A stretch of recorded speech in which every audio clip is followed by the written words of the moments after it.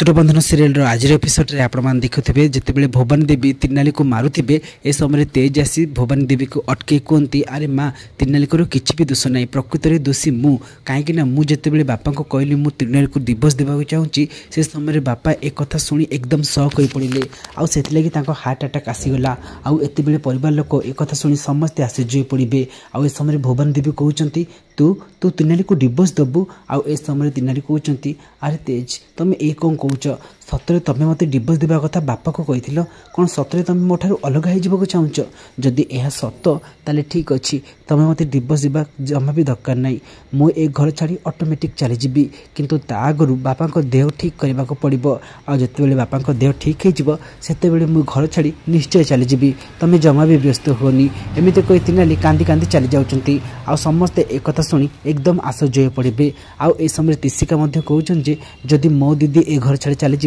ताले मु चलीजी एमती कही त्रिशिका रागी के ऊपर को चली जाती एपटे कार्तिक त्रिशिका को मनवा चेष्टा करुवे आउ ए समय त्रिशिका कहते जदि मो दीदी एठारे न रही ता संसार भांगी जाऊँगी ताले मु केबे भी तुम मान पाखे रही कहीं तुम माँ जो भली लोक सी चाहिए मत भी घर बाहर करदे किंतु कार्तिक एत त्रिशिका को अटकेवा चेष्टा करती आउ एपटे तिरनाली रूम में जाई बहुत कांदुथिबे आउ ए समय तेजस जाए कहते अरे तिरनाली मते तुम क्षमा कर दियो आउ ए समय तिरनाली कहते देख तेज तुम मत क्षमा